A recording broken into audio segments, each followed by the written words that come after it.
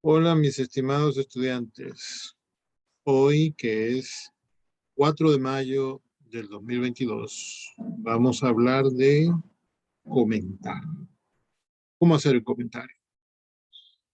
Un comentario que podemos hacer en este momento, que no ha llegado nadie, es que hoy es el verdadero día de la independencia, como yo lo llamo, porque hoy es el día en que se celebra en Margarita la llegada de la noticia de que el 19 de abril en Caracas se había formado una nueva junta de gobierno que no respondía al gobierno francés que había en aquel momento en España.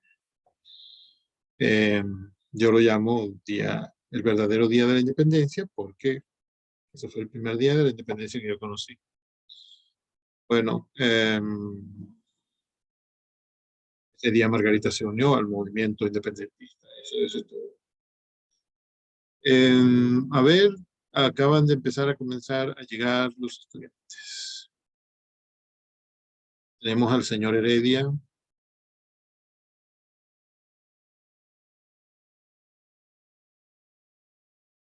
Está conectando el audio. Buenas tardes. ¿Cómo estás? Chévere, ¿y usted, profesor? Bien, bien. Es que no llegamos nadie. No ha llegado nadie más. Somos nosotros solos. Ya voy a avisar. Ya. ¿Qué cuentas? No, ya están Todo avisados. bien, Yo lo puse en el todo grupo. bien. ¿Y usted, profesor, qué tal? Bien, bien. No hay nada muy destacado que mencionar, a no ser el verdadero día de la independencia de Venezuela, que es hoy. Hoy. Sí. No sabía. No, claro que no, porque eso solo lo sabe la gente que es de Margarita. ¿Qué es de dónde? De Margarita. No, estoy bromeando, estoy bromeando.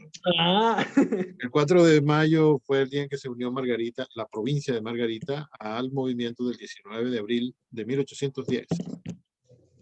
Y entonces es como profesor, la independencia de Margarita, por eso yo lo llamo la verdadera fecha de independencia.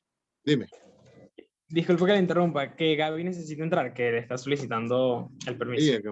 aquí acaba de aparecerme el aviso y ya le di la entrada. Buenas tardes. Buenas tardes, señorita Márquez. Buenas tardes, señorita Hernández. ¿Cómo se encuentran? ¿Cómo están los ánimos? Bien, bien. Ustedes no saben por qué yo llamo a los estudiantes señor, señorita, aunque en este grupo casi no lo uso porque es muy difícil. Además, eso lo aleja a uno más de lo lejos que ya estamos. Pero en las clases presenciales, yo casi siempre llamo a los estudiantes señor Heredia, señorita Márquez, señorita Hernández. Y bueno, siempre llega el momento en el año en que este debe ser el momento de la mitad del año, por cierto, porque estamos en la mitad del segundo lapso. Eh, y es miércoles, la mitad de la semana. Bueno, siempre llega el momento del año en que me preguntan, profe, ¿por qué nos llaman señor y señorita? Y eso es una especie de homenaje que le hago a mi profesor Homero Vázquez, que era mi profesor de francés, y que nos llamaba así a los estudiantes. Dentro del salón todo era Monsieur Malaver, Mademoiselle Bermudez, etc. Pero apenas ponía un pie, es más, apenas ponía los dedos del pie en la puerta del salón hacia afuera, ya empezaba a llamarlo a uno por su nombre y lo tuteaba, porque en la clase todo era usted. Él sí que no se equivocaba, yo sí me equivoco mucho y a veces lo llamo por su apellido, a veces lo llamo por el nombre, a veces el señor, señorita.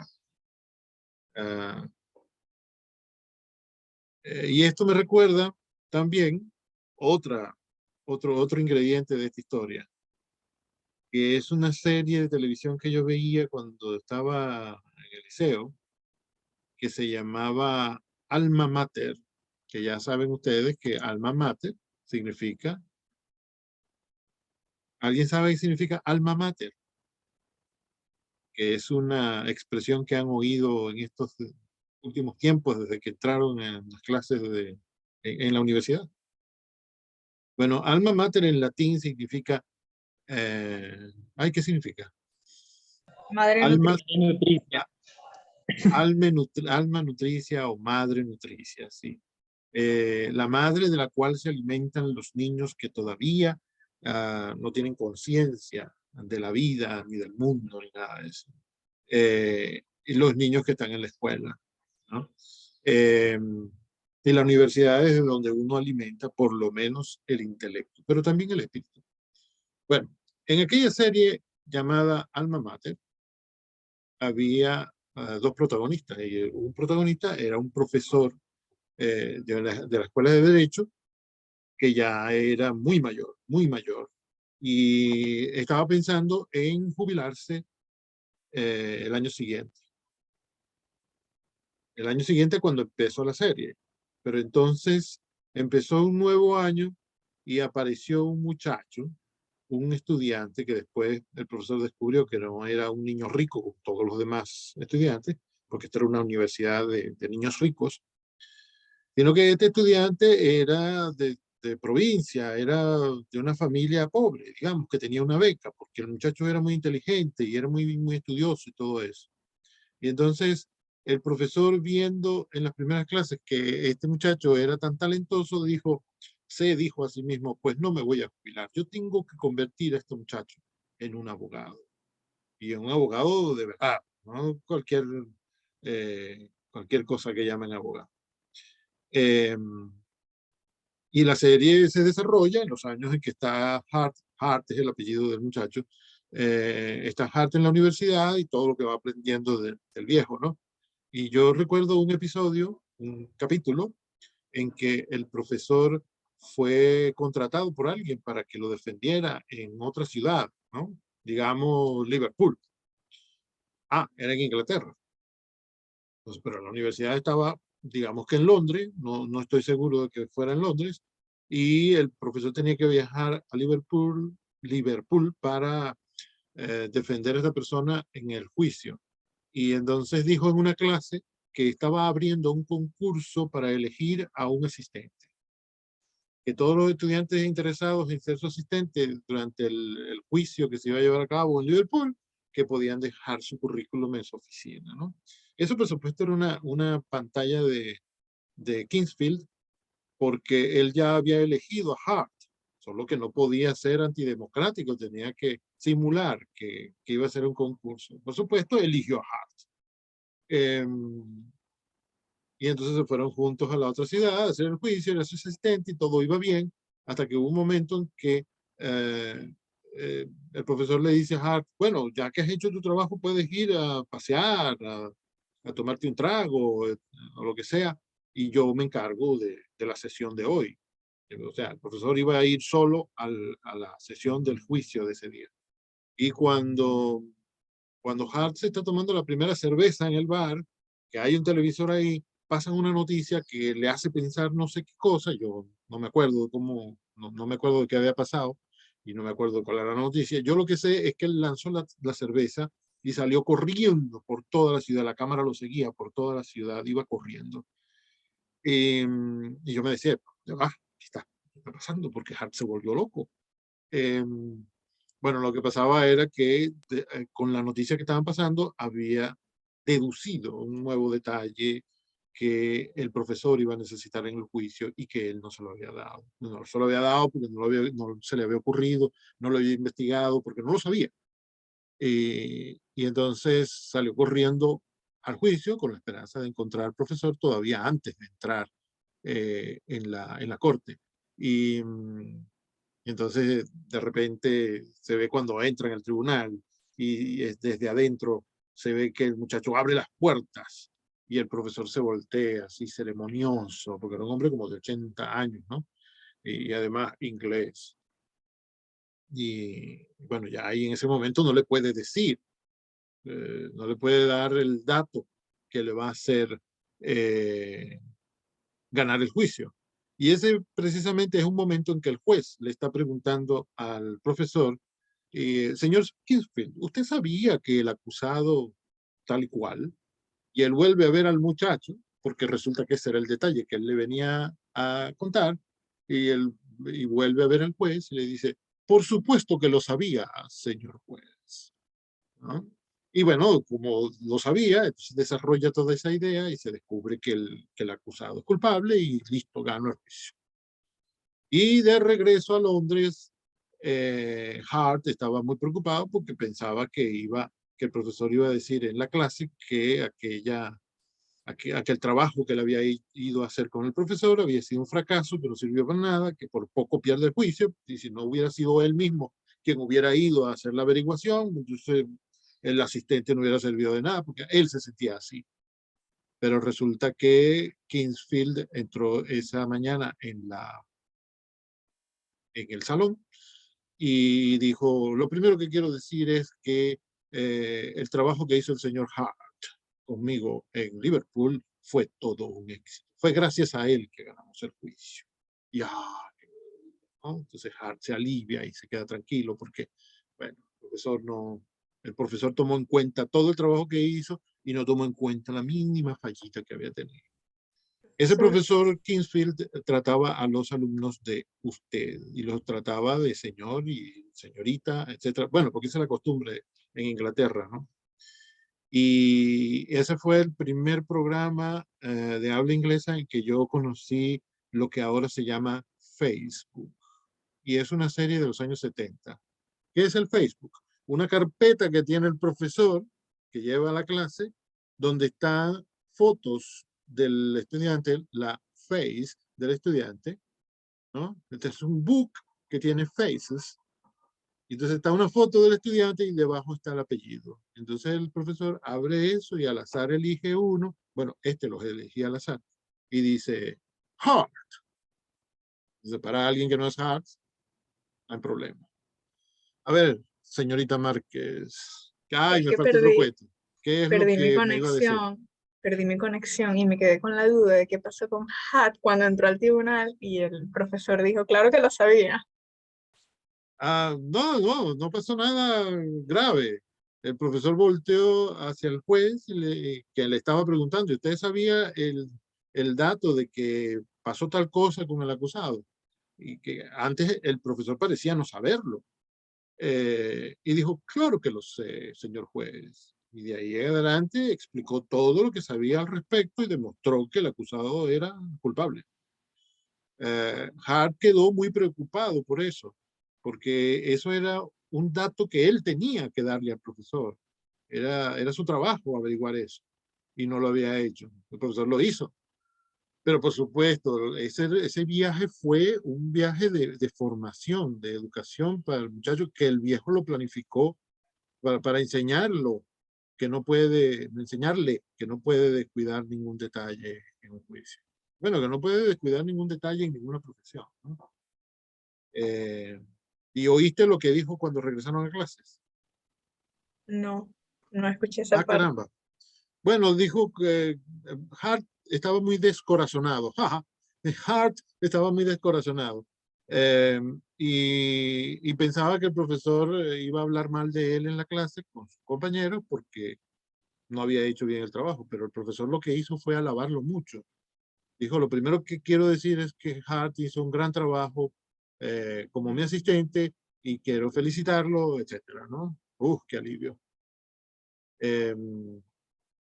También hubo un episodio, no, puede ser ese mismo episodio, sí. Sí, fue ese mismo episodio. Después de que el profesor dice eso, gracias por recordármelo. Después de que el profesor dice eso, les dice, y ahora quiero contarles los detalles de aquel caso que fuimos a defender en Liverpool, porque es importante para la materia que estamos tratando en este momento. De modo que, señor Hart, tome mi lugar e inunde esta sala con su inteligencia. O sea, yo vi esa serie cuando yo tenía como 12, 13, a lo sumo 14 años, y me acuerdo mucho. Y siempre cuando le pido a un estudiante que se levante, que se pare ahí delante de los demás estudiantes y que diga lo que investigó, yo le digo siempre, señor fulano, inunde esta sala con su inteligencia. Qué lástima que Es no lo puedo decir, hacer. lo marcó profundamente la serie. Sí, esa serie era fantástica, ¿Cómo se bella, llama, por cierto? alma mater. Ah, ok. Ya te veo que lo estás anotando para ir a buscar. Muy bien. Y es que suena Yo, interesante. yo lo he hecho y no la he encontrado, pero sí encontré una película. Una película que está basada en un libro que escribió Hart. Bueno, que no se llamaba Hart. En la vida real no se llama Hart. Pero es un estudiante de verdad que escribió el libro porque ese profesor hizo eso. O sea, ese profesor se quedó en la universidad más años para hacer de él un abogado como Dios manda. Y todas las semanas el capítulo de la serie comenzaba de esa manera, precisamente. El discurso inicial que el profesor les da a los estudiantes el primer día.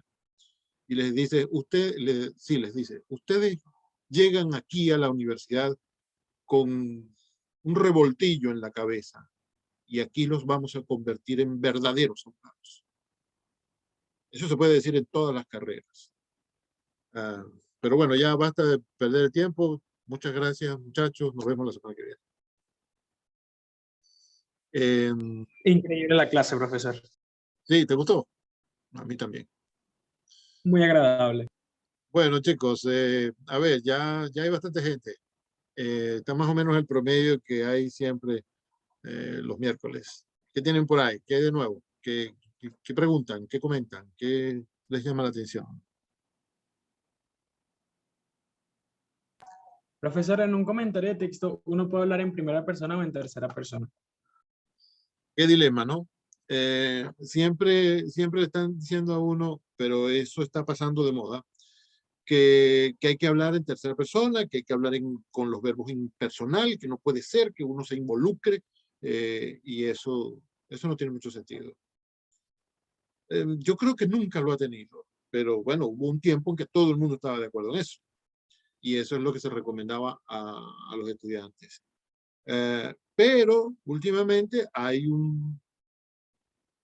no quisiera decir una moda, porque yo creo que es algo más que una moda, hay como un movimiento, tampoco es tan grande como un movimiento, ¿no? Son a partido político.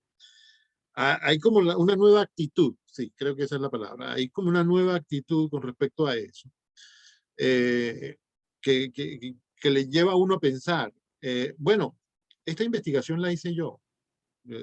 Yo elegí el tema porque me interesa a mí y a mi grupo, ¿no? No sé, a mi familia, mi grupo social, a mi país, etcétera. Yo, primera persona. Y entonces lo estoy haciendo compré yo los libros con mi dinero. Son 1000 libros. Yo los leí con mis ojos, yo lo analicé con mi cabeza, yo hice el plan, yo estudié las referencias, yo las ordené, yo escribí eso en mi computadora que compré también con mi dinero. Lo del dinero es lo de menos, pero todo es una iniciativa mía que yo he desarrollado por mí mismo. Entonces, ¿qué tiene de extraño, qué tiene de incoherente, qué tiene de inadecuado que cuando yo presento mis resultados, mis comentarios, mis reflexiones que he hecho yo con mi mentecita que Dios me dio, ¿qué tiene de inadecuado que hable en primera persona? Que diga, yo primero hice tal cosa y después encontré tal conclusión. El resultado me llevó a tal conclusión. Por tanto, juzgo que tal problema puede resolverse de esta manera. Aquí vienen los pasos que los he ideado yo. No tiene nada de inadecuado. Hay todavía profesores, incluso profesores muy jóvenes, que siguen indicándole a los estudiantes que no, hay una sombra de primera persona, imposible. Mi hermana estudia en la Universidad Nacional Abierta. Ustedes saben que es una universidad en que uno hace sus estudios todo el tiempo. No hay clase, nunca hay clase, sino que uno va y recibe una bibliografía, un material, hay cosas que uno tiene que ir a buscar por sí mismo, en la biblioteca, en internet, donde sea, pero hay un material básico que ellos entregan, que el profesor entrega cada semana, cada mes, no sé, a los estudiantes, y bueno, cada quien se va por su lado y hace sus actividades, presenta sus trabajos, tiene que ir a la universidad cuando hay examen, solamente cuando hay examen y cuando hay que recoger material. Y por supuesto la tesis es más o menos así también, ¿no? Uno hace su investigación solo. Bueno, normalmente sí es así, uno hace la tesis uno solo. El tutor interviene muy poco y además cuando ya uno está a punto de terminar. Bueno, al principio también tiene que intervenir. Si el plan no queda muy bien hecho, el trabajo va a estar torcido. Pero entonces, lo que quiero contar con esto es que mi hermana está haciendo la tesis, ¿no? Que ya se sintió suficientemente frustrada y me dijo, lo voy a dejar para el semestre que viene, yo tengo mucho trabajo. No soporto a esa profesora. Yo la soportaba menos, la profesora, por las cosas que le escribía. Entonces mi hermana un día me mandó la tesis que ella estaba haciendo y yo le corregí unas cuantas cosas y después me mandó los comentarios que la profesora le había estado haciendo y los que le seguía haciendo. Y esta profesora parece que no estaba interesada o que estaba interesada en muy poquitas otras cosas que no fueran el hecho de que mi hermana hablaba en primera persona al principio. Ella me dijo, hazme el favor, tú eres el que sabe conjugar, tú eres el que sabe de esa vaina de la lengua. Así me dijo, perdón. Ponme eso en tercera persona, ponme eso impersonal, como ella dice. Y yo lo hice, no le he cobrado. Yo cambié todos los verbos a tercera persona y a impersonal. Dime. Bueno, y ella lo volvió a presentar y escrupulosamente analizamos uno por uno los verbos. Bueno, no es que los analizamos, los revisamos para asegurarnos de que estaban en tercera persona. Y yo me di cuenta de que había muchas oraciones que ella había escrito con verbos en impersonal, sin saber que eso era impersonal y ella lo había hecho, ¿no? Y yo le expliqué qué hace que un verbo sea impersonal. Bueno, etcétera. Pues la profesora sigue fijándose en eso y no en lo demás. Que no puede ser en primera persona.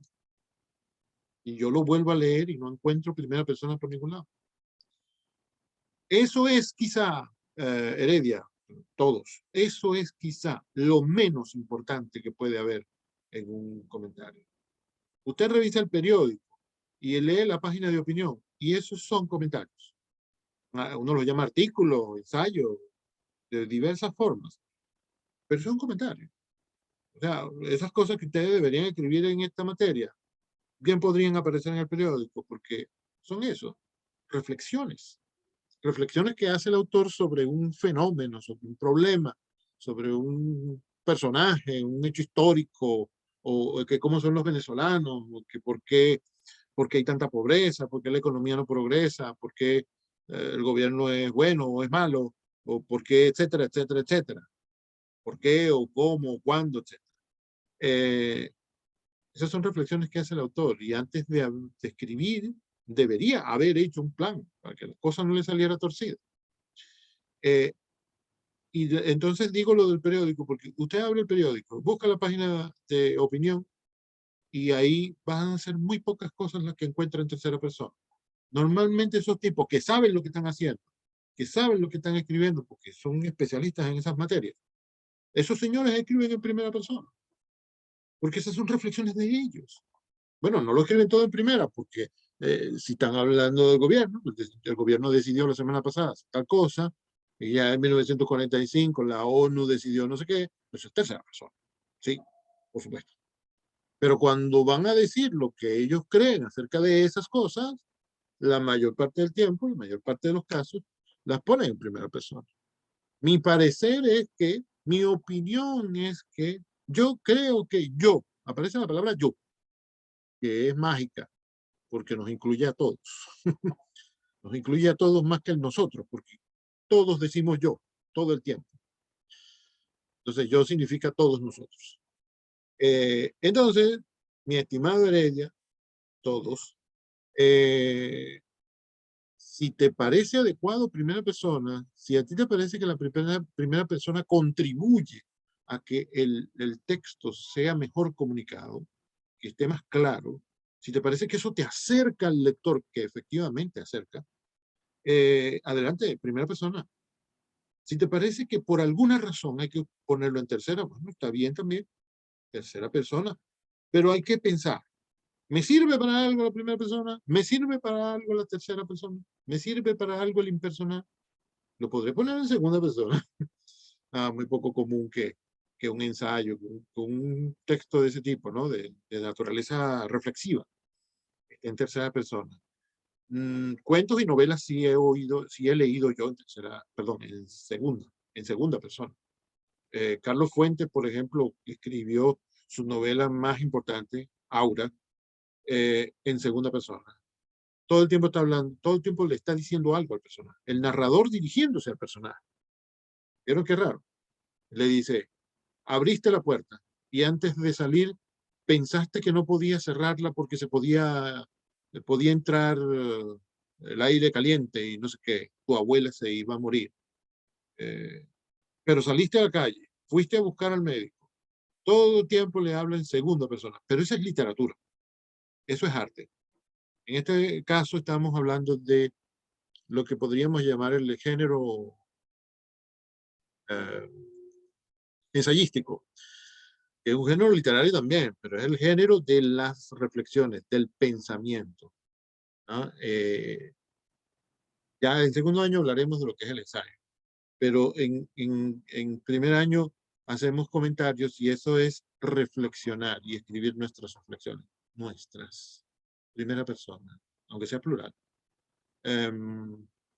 Piensen siempre, ¿será adecuado que lo ponga en primera persona para que se sienta incluido el público, para que la gente vea que, bueno, que es mi investigación, mi reflexión, mi pensamiento, no me lo estoy copiando de nadie? ¿O será más útil ponerlo en tercera para que vean que a pesar de que yo pienso esto, no es verdad porque yo lo piense, es verdad porque es verdad? Cosas así, ¿no? Ideas que uno puede analizar para decidir eso. Pero ya está muy pasado de moda eso de que obligatoriamente, forzosamente usted tiene que escribir únicamente en tercera persona. La primera persona es válida.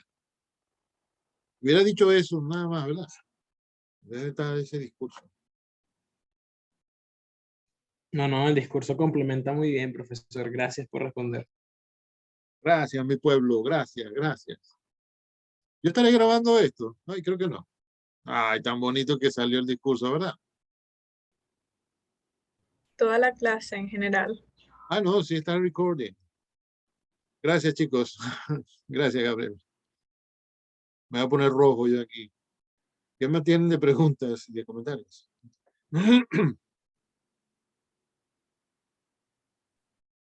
Bueno, yo iba a preguntar al principio sobre ejemplos acerca del comentario de texto, pero el material que incluyó está bastante completo y de hecho hasta tiene ejemplos, así que no. Sí, después de estas preguntas que ustedes hagan, si tienen preguntas, si tienen más,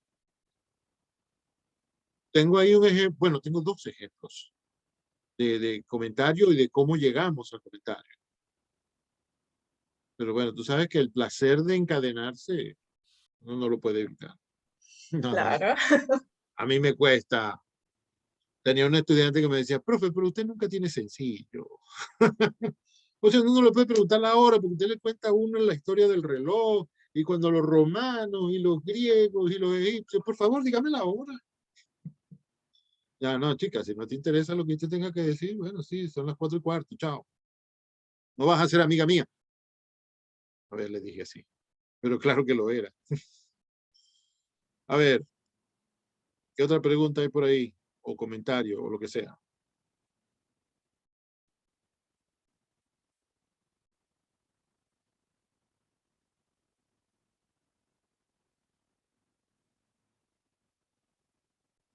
Hoy vi en el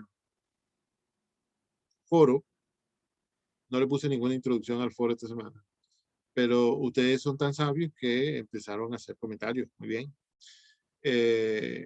Heredia y Méndez pusieron ahí un material, los dos pusieron un material bien bueno que se complementa uno a otro. Es bastante sencillo, La tabla es sencilla, pero tiene mucha información. Y la de Méndez, Méndez hizo un resumen de varias cosas que leyó, me contó. Y entonces, hay una parte en el material que pone Méndez, perdón, que pone Heredia, en que uno se dice, pero ahora viene la planificación del texto, o sea, el plan de texto, hacer el plan. No, no está eso. Pero luego está en lo que puso Méndez. De modo que yo le respondí a los dos juntos, ¿no? Qué bien que uno hizo una cosa y el otro vino y rellenó, entre comillas, lo que el otro había hecho. Ese cuadro está muy bien, Heredia. Muchas gracias.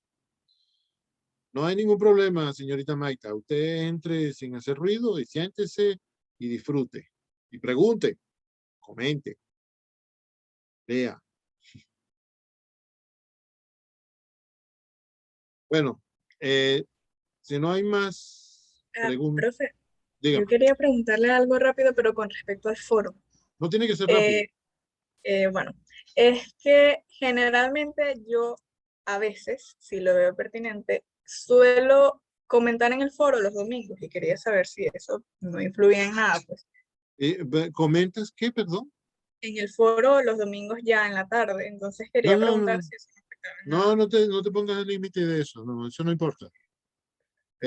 Yo, desde que descubrí que con esta nueva forma de manejar el foro, yo puedo modificar la hora de cierre del foro, la hora, el día, el mes del foro, e incluso puedo dejarlo sin fecha de cierre, o sea que dentro de 50 años eso estará ahí. Desde que descubrí eso estoy más contento porque a mí no me parece que los foros deberían cerrar. Porque ¿qué tal si es ahora, en la quinta semana del segundo lapso, cuando a ti se te ocurre una idea genial, cuando tú has comprendido de verdad, lo que hicimos en la segunda semana del primer lapso? No tienes oportunidad de comentar eso, de decirnos a los demás, miren lo que acabo de descubrir. ¿Qué tal si eso era lo que estaban esperando los otros para poder entender? No esperando en el sentido de que se sentaron a esperar que tú lo descubrieras, sino que a lo mejor ellos tampoco lo entendieron, pero ahora que tú lo descubriste, mira, claro, eso era. Como el foro estaba cerrado, no lo pudiste decir. A mí no me parece que eso sea bueno. El día en que ustedes se den cuenta, ya lo vuelvo a decir, yo creo que lo he dicho en otras ocasiones, el día que ustedes descubran algo de lo que no se habían dado cuenta en una semana anterior, no importa cuál, y desean decírselo al grupo, bueno, se lo pueden decir al grupo en WhatsApp, por supuesto. Pero si desean ir al foro y escribir, comentar, poner ejemplos, lo que sea, adelante. Yo lo apreciaré mucho, porque ustedes no lo van a creer, pero a veces es gracias a los comentarios que ustedes hacen que yo entiendo algunas cosas. No vayan a creer. Yo no me las sé todas. Tampoco quiero sabérmelas todas, ¿eh? Buenas tardes, profesor. Buenas tardes, señorita Gil. Profesor, según lo que estoy leyendo, puedo ver que los comentarios de texto son muy subjetivos. Suelen ser subjetivos en el sentido de que las ideas que están en el texto que uno escribe, pues son ideas de uno. Esas cosas las pensé yo, las organicé yo, las concatené, las relacioné. Por supuesto, también hay ideas de otras personas, porque uno tiene que leer un poco, tiene que investigar, tiene que preguntar, etcétera. Entonces uno va encontrando información en lo que han escrito otras personas o en lo que dicen otras personas, lo que dijo el profesor y dijeron otros compañeros en la clase. Ya eso reduce el nivel de subjetividad, porque ya no son ideas mías totalmente. Pero todo eso se puede decir con lo que normalmente se llama rigor académico, es decir, con seriedad. Puede ser que uno sea el único en el mundo que piensa esta idea, pero uno la puede presentar con respeto hacia el público, buscando fuentes que confirmen, pues, fuentes de autores que piensan lo mismo, e incluso autores que piensan lo contrario, porque es precisamente el debate, la contradicción, el juego de argumentos, tú me dices que esto es así, pero yo observo que, aunque es verdad lo que dices, también es verdad esta otra cosa. ah, es precisamente eso, lo de argumentar y contraargumentar, siempre respetando las opiniones de los demás, por favor. Es precisamente de ahí que viene el crecimiento del conocimiento. En los tiempos de Newton tiene que haber habido algún otro científico que le dijo, tú estás loco, ¿cómo que los astros se atraen unos a otros? O sea, que el Sol y la Luna se atraen, ¿por qué no han chocado? Seguro que Newton tenía alguna explicación para eso y debe habérsela dado. Y el otro debe haber dicho, pero esto no es convincente, porque es que la Tierra está en el medio, por ejemplo, ¿no? La Tierra está en el medio, entonces ya nos hubiéramos destruido. Y seguro que Newton encontró otro argumento, otro hecho científico que exponerle para que se diera cuenta de que ahí había sentido. Son subjetivas en ese sentido, Gil. Son subjetivas porque son mías, son subjetivas porque son nuestras, pero todo puede expresarse de manera formal, de manera objetiva, además, ¿no? Eh, para eso también estudia uno, para eso también lee uno, para eso también reflexiona uno, para decir sus ideas de la manera más, no solo convincente, que es la palabra que me está viniendo, sino de la manera más clara. Y la sola claridad ya es convincente. El solo hecho de que uno en una sola lectura ya entienda claramente lo que el otro escribió, ya eso contribuye para que sea, para que el otro vaya aceptando la idea. Que, que el objetivo es que la acepte, claro, sí, el objetivo es convencer al otro de que yo, eh, yo he visto que esto tiene sentido. Pero bueno, si no se convence, pues no se convence. No es que todo el mundo está obligado a aceptar lo que lee en el periódico, en los artículos de opinión, quiero decir. Uno lee un libro y uno dice, ah, no, bueno, me gusta lo que dice en el primer capítulo, pero el resto de las ideas, el señor no, el señor volvió loco. Ese señor es comunista, ese señor es fanático, ese señor es no sé qué. Ese señor es marciano, no me gustan esas ideas. No te gustan, no te gustan. Pero si tienes que exponer porque no te gusta, hay que ser meticuloso y objetivo y exponerlas como debe ser y en orden y con claridad para que el otro entienda que bueno, tiene sentido también lo que piensas tú. Ajá, entonces, los comentarios de texto son muy subjetivos. Quizás muy subjetivos no, pero subjetivos sí. Pero, ¿y si se trata de un texto científico? ¿No se tendría que ser un poco más objetivo? No sé, me late que yo como que ya contesté eso, pero si se trata de un texto científico, nuestras opiniones, qué bueno que mencioné a Newton. Si se trata de un texto científico, nuestras opiniones también serán nuestras opiniones y los argumentos serán objetivos, científicos. Eh, el hecho de que sea científico no quiere decir que va a ser instantáneamente aceptado por todo el mundo. Hay, como conté con el caso de Newton, hay casos en que los científicos han tenido que luchar toda su vida para que los demás acepten que esto que él dice es la verdad que está en la realidad y que es tangible. Eso de que es la Tierra la que gira alrededor del Sol, por eso perdió la vida un montón de Porque yo gente las con vi y en aquel la momento me dijeron Inquisición. que a ti te gustaba. Por ahí hay alguien que está Y yo dije, hablando por ok. teléfono o algo ¿Ah? así, eh, mientras hablamos aquí. Sí, Estaba Rodríguez. comentando. Rodríguez, estás hablando por teléfono mientras estamos en la clase. Pero como fue, pero como fue hace tiempo, Bueno, como fue no hace me acordaba. tiempo, sí, claro, Newton y Galileo tuvieron que pelear con un Y como gentío fue para hace eso. tiempo, no me acordaba. Bueno, este hecho que para nosotros, faltan menos de 2 minutos, este hecho que para nosotros es cotidiano y nadie tiene que explicárnoslo, el hecho de que la Tierra da vueltas alrededor del Sol, que la Tierra es redonda, que la Tierra, que hay más agua que tierra en la Tierra y cosas así, eso originalmente no era así, no era concebido así, era así porque la realidad tangible era así, pero era muy difícil darse cuenta. Y los científicos que lo descubrieron, tuvieron que pasarse la vida argumentando y recontraargumentando, y algunas veces arriesgando su vida en ello, como Galileo, que lo iban a mandar a la hoguera por afirmar que la Tierra da vueltas alrededor del Sol. Se pasaron su vida argumentando y contraargumentando eso y se murieron y no lo lograron. Pero ¿cómo hacían? No es que formaban una pelea en medio de la calle y lanzaban piedras a los enemigos, no. A los enemigos no, a los que no lo creían, a los que tenían el argumento contrario. No, no. Presentaban pruebas, presentaban argumentos objetivos y con claridad y en orden. Se va a cortar, chicos. Voy a salir para entrar otra vez, ¿sí?